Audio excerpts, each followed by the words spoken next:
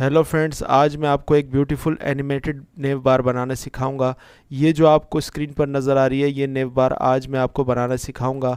इसमें ये मैंने यहाँ पर कोड मेंटोर लिखा हुआ है, यहाँ आप कुछ लोगो दे सकते हैं। तो ये मैंने लोगो नहीं दिया, मैंने एक नाम लिखा हुआ है। और ये नेव बार ये जो आपको नज़र आ रही है सर्च का ये बटन और ये सर्च बार नज़र आ रही है, ये आज मैं आपको बनाना सिखाऊंगा। तो चलते हैं कोड एडिटर की तरफ।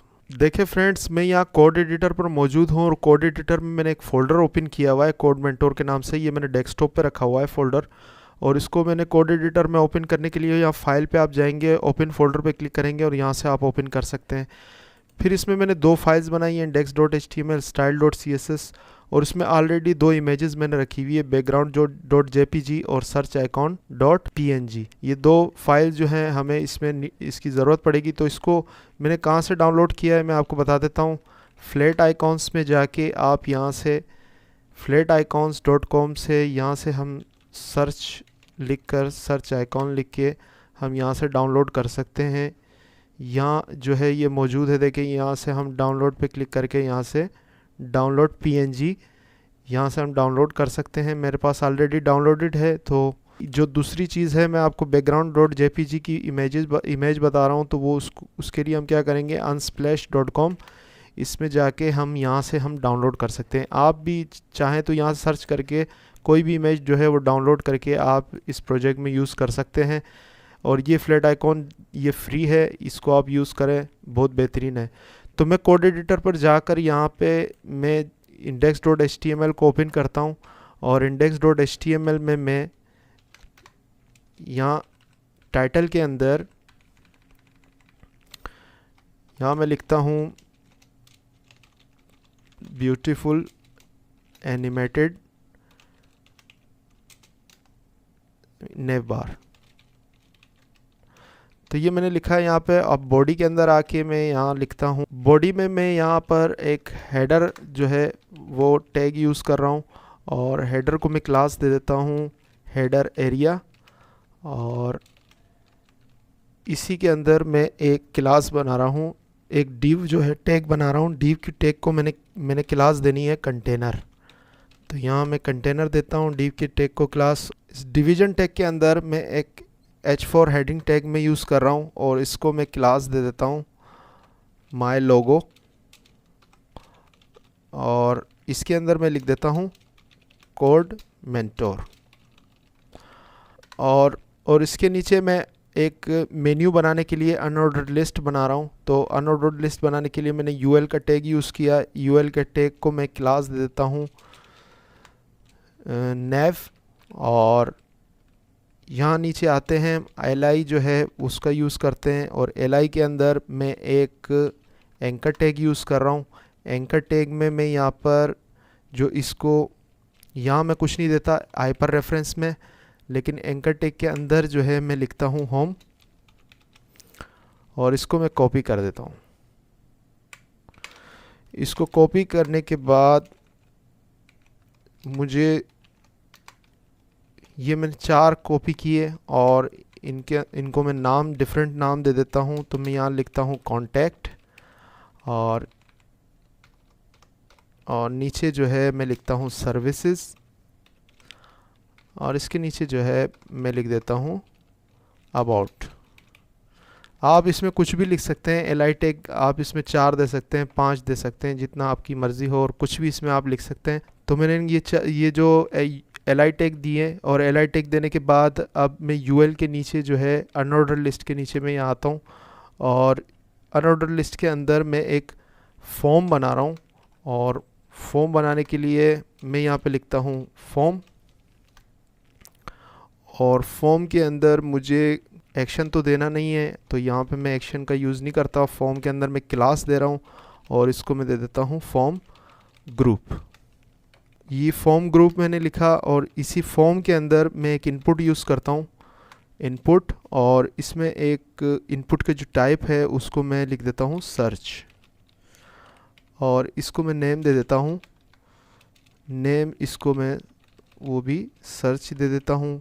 क्लास जो है वो हम दे देते हैं माय सर्च, और प्लेस होल्डर एक दे देते हैं। प्लेस होल्डर में मैं यहाँ पे लिखता हूँ सर्च, और इसमें यहाँ पे ये 2 डॉट्स दिए, और नीचे इनपुट के नीचे जो है एक मैं बटन बना रहा हूँ।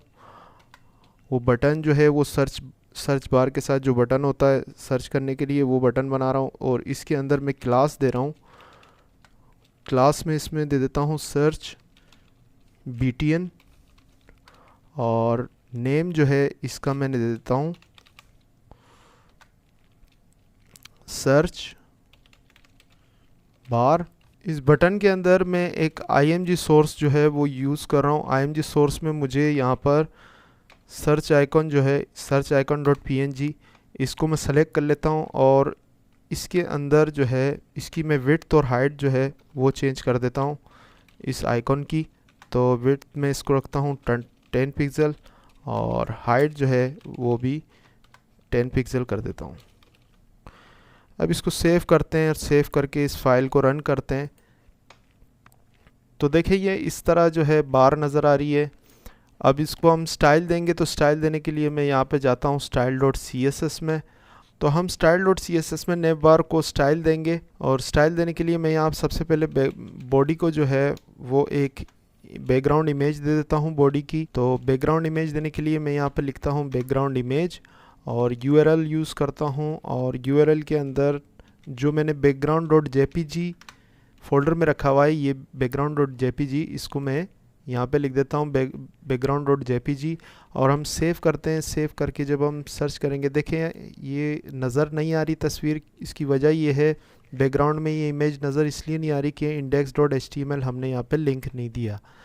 तो उसको लिंक देने के लिए मैं यहाँ पर लिखता हूँ लिंक, और लिंक में स्टाइल डॉट css ये दे देते हैं। सेव करते हैं। सेव करके अब चेक करें, देखें ये बैकग्राउंड हमने चेंज कर दिया है। बैकग्राउंड चेंज करने के बाद हमने हेडर एरिया को जो है स्टाइल देना है। तो मैं यहाँ से इस हेडर एरिया को कॉपी कर लेता हूँ, और यहाँ स्टाइल डॉट css पर आते हैं। यहाँ पे मैं डॉट दे के इसको पेस्ट कर देता हूँ, और यहाँ पर जो है हेडर एरिया को हमने विड्थ देनी है। तो मैं विड्थ दे रहा हूँ ऑटो कर देते हैं हम।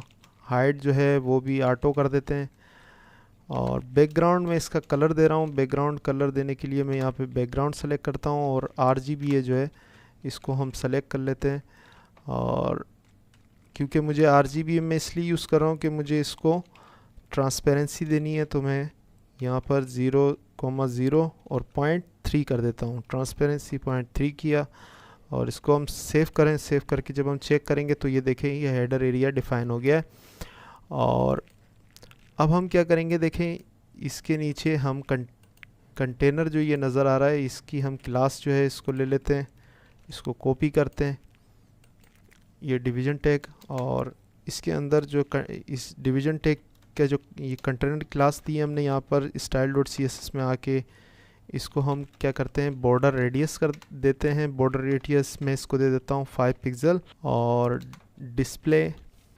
डिस्प्ले में यहाँ पर फ्लेक्स कर देता हूँ, और फ्लेक्स करने के बाद फ्लेक्स डायरेक्शन इसको मैं दे देता हूँ रो।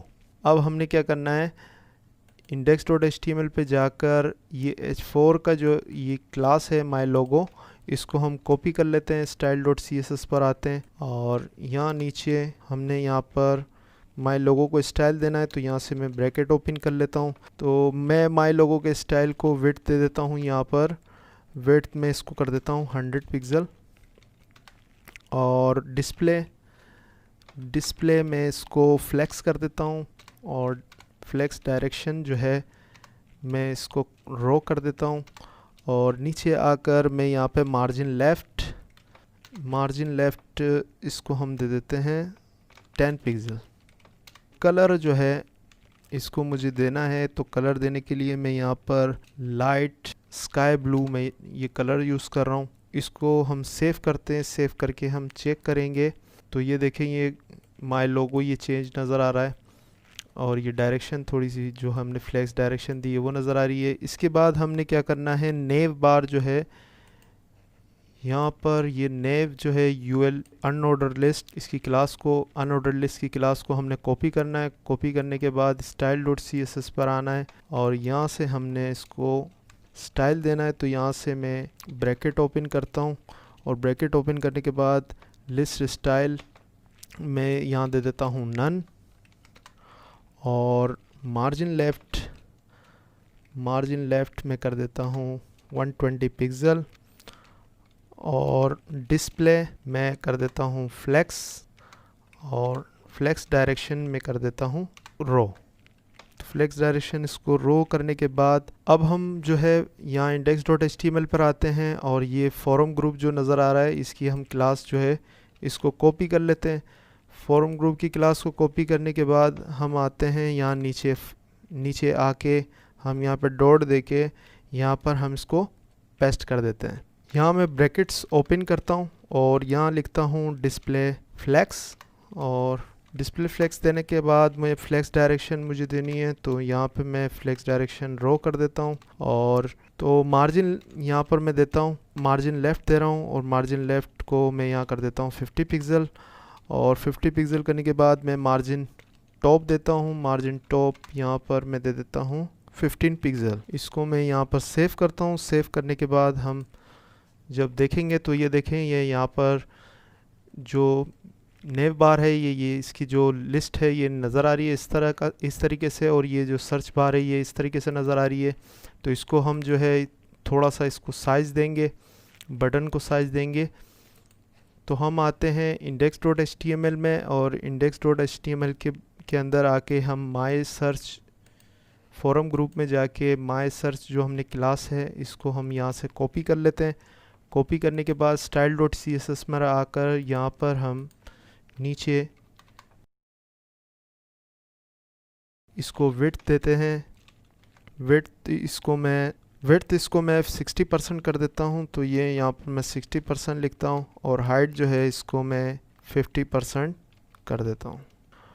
इसको मैं सेव करता हूँ। सेव करके हम चेक करते हैं, तो ये तो सर्च बार जो है ये सही नज़र आ रही है। इसके बाद हमने index.html में जाकर यहाँ से हमने सर्च बटन जो है इसकी क्लास, बटन की क्लास जो है इसको हमने कॉपी कर देना है। कॉपी करने के बाद नीचे आते हैं, डॉट देके यहाँ पर इसको पेस्ट कर देते हैं क्लास को। क्लास देने के बाद मैं यहाँ पर हाइट देता हूँ। हाइट यहाँ पे मैं लिखता हूँ और इसको दे देता हूँ 50%। 50% देने के बाद मैं इसको बॉर्डर कर देता हूँ नन।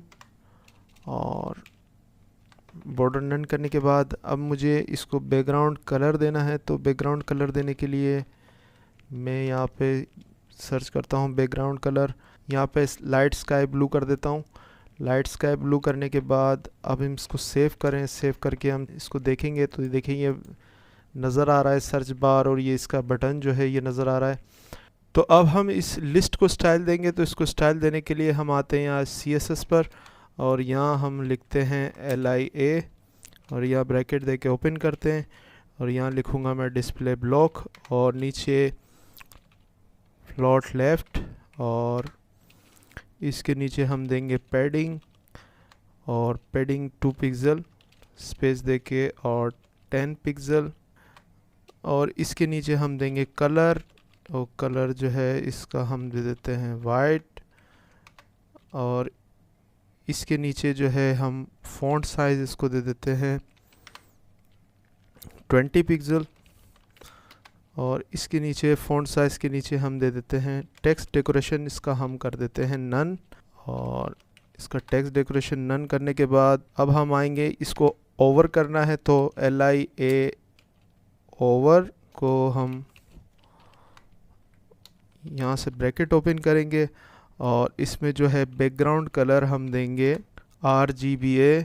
RGBA के लिए हम यहाँ से इसको रिमूव करते हैं, और 19 और 191 और 221 ये ब्लू कलर जो है हम यहाँ से पिक कर लेते हैं। तो इसके नीचे हम बॉर्डर रेडियस देते हैं। बॉर्डर रेडियस देने के लिए यहाँ पर हम 8 पिक्सल चूज़ करते हैं बॉर्डर रेडियस।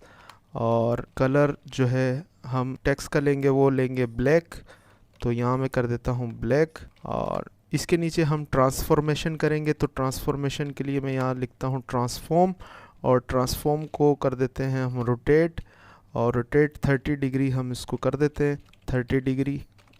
और स्केल जो है इसका हम कर देते हैं 1.5। और ट्रांजिशन ड्यूरेशन जो है हम इसकी कर देते हैं, ट्रांजिशन ड्यूरेशन 1000 ms मिली सेकेंड्स, और रोटेशन की और स्केल की जो है हम कर देते हैं 1000 ms। इसको जब हम सेव करेंगे, सेव करने के बाद अब हम चेक करते हैं, तो अब जो है ये लिस्ट जो है ये एनिमेटेड हो गई है। अब हमने इसका टेक्स्ट चेंज करना है, तो इसका टेक्स्ट चेंज करने के लिए मुझे गूगल पे जाना है। गूगल पे जाके यहाँ मैं लिखता हूँ गूगल फ़ॉन्ट, और गूगल फ़ॉन्ट लिखने के बाद मुझे यहाँ पे क्लिक करना है fonts.google.com पे। तो जिस फ़ॉन्ट को मुझे यूज़ करना है, इस फ़ॉन्ट को मैं यहाँ सर्च में लिखता हूँ, उस फ़ॉन्ट का नाम, और ये ग्रेट वाइब्स ये नज़र आ रहा है, इस पर मुझे क्लिक करना है। और इसको क्लिक करने के बाद यहाँ नीचे स्क्रॉल करना है, ये ओपन सेंस नज़र आ रहा है, इसके ये प्लस के निशान पर मुझे क्लिक करना है।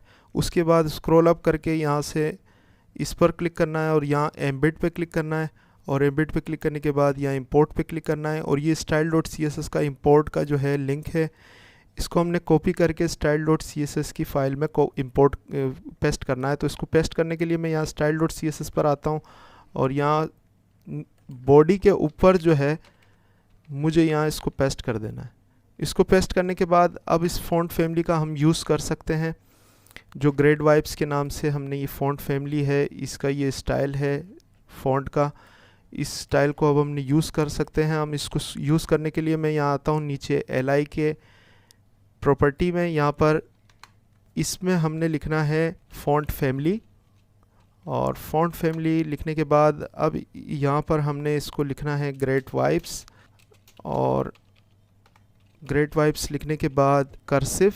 तो ये कर्सिव देने के बाद अब हम इसको अगर सेव करते हैं, तो सेव करने के बाद हम चेक करेंगे फ़ाइल को, तो देखें ये टेक्स्ट अब जो है इस फ़ॉन्ट में हमने इसको कन्वर्ट कर दिया है। तो ये कन्वर्ट होने के बाद अब ये बहुत ब्यूटीफुल नज़र आ रहा है। तो आई होप आपको ये वीडियो पसंद आई होगी। Thanks for watching, bye bye.